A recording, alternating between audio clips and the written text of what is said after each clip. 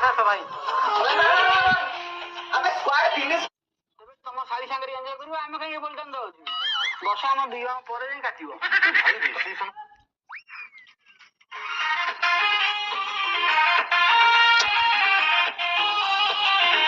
ଆଚ୍ଛା ଭାଇ କେମିତି କାଟିବି? ଘରୁ ଗୋଟେ ପନିକି ଆଣି କାଟୁନ। ନାଇଁ ମାନେ ଛୋଟ କରିଦେବି। ଆଉ ତମେ ବଡ ବି କରିପାର। ସେଲୁନ କାଟି ମାନେ ଛୋଟ କରିବି, ଆଉ ଛୋଟ କରିଦେବି କଣ?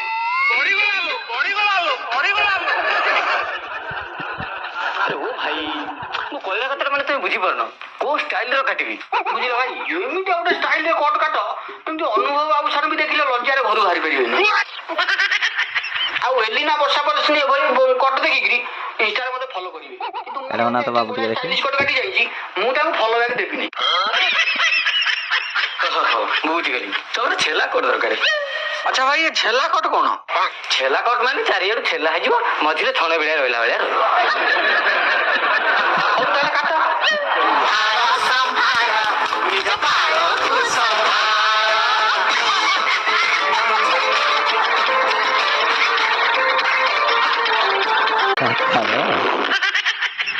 ଭାଇ ମୋ ବାଳ ପଛରେ କାଟିବ, ଆଗ ନିଜ ବାଳ କାଟିଲ। ଏରା ବଢିକି ଆସି ମୋ ପାଟିରେ ବସିଲା, ମୁଁ ଚୁଟି କାଟିବି ନା ପାଟିରୁ କାଟିବି? ହଉ ହଉ ମୁଁ ବୁଲେଇକି ଗଠି ମାରି ଦଉଛି। ହଉ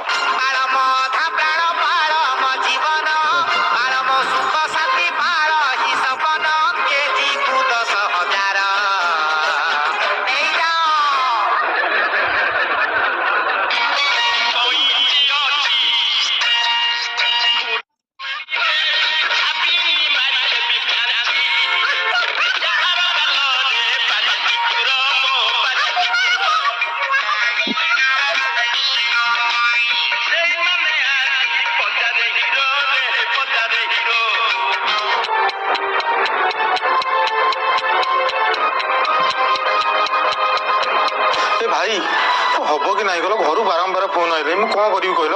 ଆଉ ଟିକେ ରୁହ।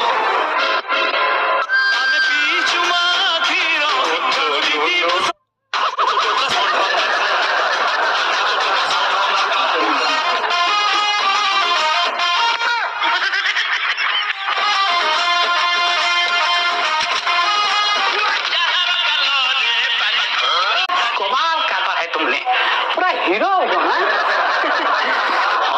ଆରେ ଭିତରେ ତମକୁ ତ ଫିଲ୍ମ ମିଳିଯିବ ଆଉ କଣ। ଆଚ୍ଛା ଭାଇ, ତମର କେତେ ପଇସା ଆଉଛି? ତମର 500 ଟଙ୍କା ଆଉଛି, 700 ଟଙ୍କା ଦବ ଆଉ। 700 ଟଙ୍କା ଆଉଛି? ହଁ ନା, କଟ୍ଟା ବି ସେଇଭଳିଆ ଷ୍ଟାଇଲ ଆଉଛି, ହେଇଥବ ଆଉ। 700 ଟଙ୍କା ଆଉଛି ନା, ଆଉ ତମେ ନିଅ 1000 ଟଙ୍କା ନିଅ।